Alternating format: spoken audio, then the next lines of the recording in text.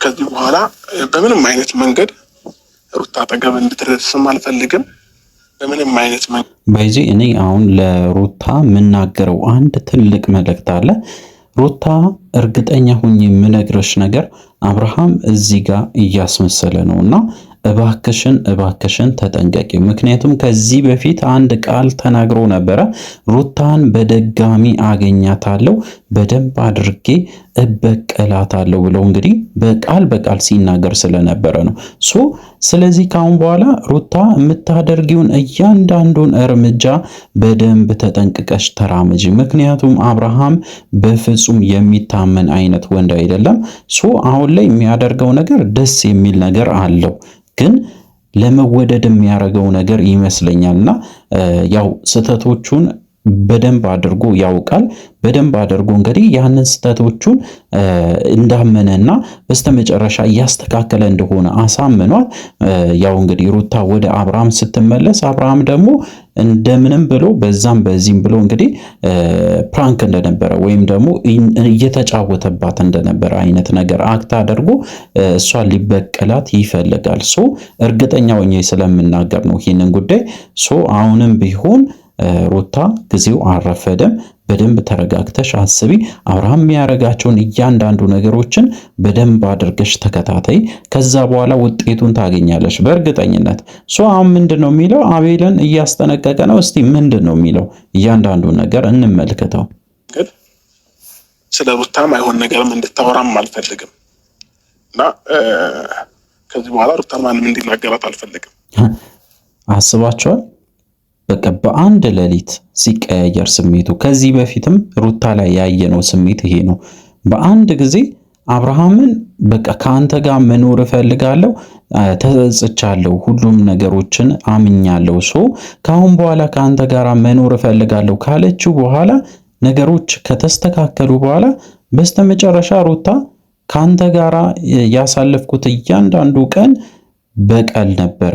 እያንዳንዱ ቀን ሄርሜላን በደንብ አርጌ አሳይቻታለሁ። በአንድ ሌሊት አንተን መውሰድ እንደምችል ለዛ ላረጋግጥላት ነው ይሄንን ሁሉ ነገር ያደረኩት ብላ እንግዲህ በግልጽ ስትናገር ነበረ። አብርሃምም ተመሳሳይ የሆነ እርምጃ እየሄደ ነው። አሁን በዚህ ሰዓት ላይ በተለይ ለሩታ እያሰበ እየተጨነቀ ሌሎቹንም ጭምር ሄዶ እያስጠነቀቀ ለሩታ በጣም አሳቢ ሆኖ እዚህ ጋር መታየቱ ለመወደድ ነው። ለመወደድ ብቻ ሳይሆን ደግሞ እስከ ዛሬ ድረስ የት ነበረ አብርሃም? እኮ በተለይ አቤል እንደዛ ሲላት የነበረው ሩታን በጣም ሲሰድባት በነበረ ታይም የት ነበረ? ያው ታውቃላችሁ ከሄርሜላ ጋር እንደፈለገ እየዘለለ ነበረ። አሁን ላይ መጥቶ ለሩታ የሚያስብበት ምክንያት ራሱ የለውም። አንድ ምክንያት እንኳን ጥቀሱ ቢባል አንድ የሚጠቀስ ምክንያት የለም። አሁን ላይ የሚያደርገው ነገር ሆን ብሎ ለመወደድ ነው። ከዛ በኋላ የሩታን ልብ ወይም ደግሞ ሁሉ ነገር እንግዲህ ካሸነፈና እሷ እሺ ብላ ከተቀበለችው በኋላ በእርግጠኝነት አብርሃም በቀሉን ያስኬዳል። ከዚህ በኋላ የሚመጣው ነገር እጅግ በጣም ከባድ ይሆናልና አሁንም ተጠንቀቂ ነው ምለሽ ሩታ። እስቲ ያለውን ነገር እንቀጥል። እንድታቅምና እንዳስጠነቅቀ ነው ዛሬ የጠራውክ ማለት ነው። እንግዲህ ሁላችንም አብርሃምና ሩታ ቢታረቁልን ብለን እንግዲህ ኮመንት እናደርጋለን። በተለይ እኔ በጣም ብዙ ሰው አይቻለሁ። አብርሃምና ሩታ ይታረቁ የምትሉ ላይክ አርጉ ብላችሁ በጣም ብዙዎቻችሁ ኮመንት ስታረጉ አይቻለሁ። እውነቱን ለመናገር ሁላችንም የምንፈልገውና የምንመኘው ነገር ነው። አብርሃምና ሩታ እንደዚህ አልነበሩም። እጅግ በጣም መሃላቸው ፍቅር ነበረ። የዛሬ 1 ዓመት በፊት ብታዩ ወደ ኋላ ተመልሳችሁ የነሱን ቪዲዮ ያው በጣም ብዙ ደስ የሚሉ ነገሮችን አብሮ ሲያሳልፉ ነበረ። እሱ ብቻ አይደለም እንግዲህ ትምህርት እንዲሆነን ሁላ እጅግ በጣም ደስ የሚሉ የፍቅር ጊዜያትን ሲያሳልፉ የነበሩ ልጆች ናቸው። አሁን ላይ መታረቃቸው እንግዲህ ያው ጥሩ ነው፣ ወደፊት ይፈጠራል፣ መፈጠሩ የማይቀር ጉዳይ ነው። ምንድነው አሁን ላይ መናገር የምፈልገው አንድ ነገር አለ። አብርሃምና ሩታ መታረቃቸው የማይቀር ጉዳይ ነው። አብርሃም ሩታ ጋራ ያለው ግንኙነት ይስተካከላል። ግን አሁን የምናገረው ነገር በቀል ውስጥ አይገባም ወይ? አብርሃም በእርግጠኝነት ሊገባ ይችላል። ምክንያቱም ከዚህ በፊት ያሳለፉት ነገር እጅግ በጣም ከባድ ጊዜ ነበረ። በተለይ አብርሃም ያሳለፈው ነገር በጣም የሚገርም ነበረ። ምክንያቱም ከሄርሜላ ጋራ የማይረሱ ቀናቶችን አሳልፏል። አሁን ላይ ሩታ ልትቀበለው አችልም አብርሃምን። አብርሃም ደግሞ በቀሉን ያስባል። እንቀጥል። ስትወስኝ ሳይሆን እንድትሄጂ ስለማልፈልግ ነው።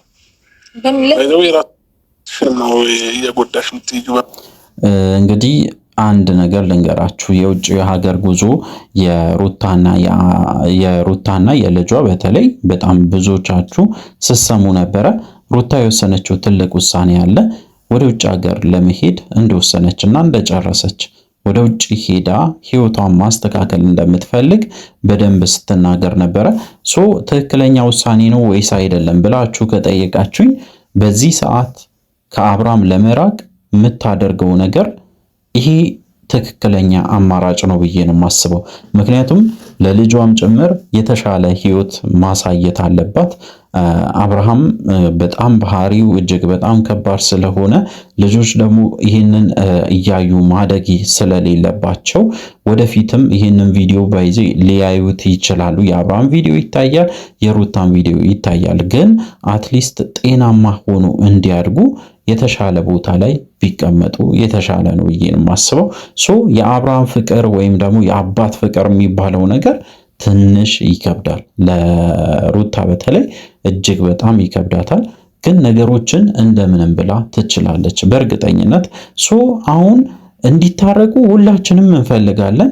ግን ምንድነው ወደ ውጭ ሀገር የምትሄድበት ምክንያት ደግሞ አብርሃም ስላልተቀየረ ነው። አብርሃም መቀየር አይፈልግም። የሚያሳየው እያንዳንዱ ነገር ድራማ ነው። አሁን ላይም እያሳየን ያለው ነገር ያው ብሩክን ሲያስጠነቅቅ ከልቡ እንዳልሆነ ሁላችንም እናውቃለን። ሆን ብሎ በቃ አቤልና ብሩክ ራሱ በደንብ እንደሚነጋገሩ አቤልና አብርሃም ደግሞ በደንብ ተነጋግሮ ይሄንን ድራማ እየፈጠሩ ይሆናል። አሁን እኔ በዛ ደረጃ ነው ያሰብኩት። ስለዚህ ሩታን እየሸወዷት እንዳይሆን ነው። ሩታን ለመበቀል የሚሄዱት ጥግ ሊሆን ይችላል። አቤልና አብርሃም ተስማምቶ በጣም ብዙ ነገሮችን ሲያደርጉ ስለነበረ አሁን ላይም ያንን ነገር ከማድረግ ወደ ኋላ አይሉም። በእርግጠኝነት ሩታ በደንብ ተጠንቀቂ። እሱ ብቻ አይደለም እንግዲህ አዳዲስ ነገሮች ደግሞ እየተሰሙ ነው። የሽምግልና ጉዳይ እየተነሳ ነው። ሽማግሌዎች እንግዲህ አብርሃምንም ሩታንም ሊያገኙ እንደሆነና በስተመጨረሻ እንግዲህ እነሱን ለማስታረቅ ከፍተኛ ጥረት እንደሚያደርጉም ተሰምቷል። ስለሱ ጉዳይም እንግዲህ አንድ አዳዲስ ነገሮች አሉና እስቲ እንሰማለን ከዚህ ቪዲዮ በኋላ። አልደረሱም። ምንም የሚፈይደው ነገር የለም ከዚህ በኋላ ምክንያቱም ሁሉንም ነገር አስቤበት የወሰንኩት ውሳኔ እንግዲህ ያ ሁሉም ነገር አልፏል። እንግዲህ ፈጣሪ ካለ ሩታም ጥሩ ቦታ ላይ እንድትደርሺ እኛም ምኞታችን ነው። ምክንያቱም በጣም ብዙ ነገሮችን ስታይ ነበረ። በጣም ብዙ ነገሮችን ከምላችሁ በላይ ብዙ ከባድ ጊዜያትን አሳልፋለች።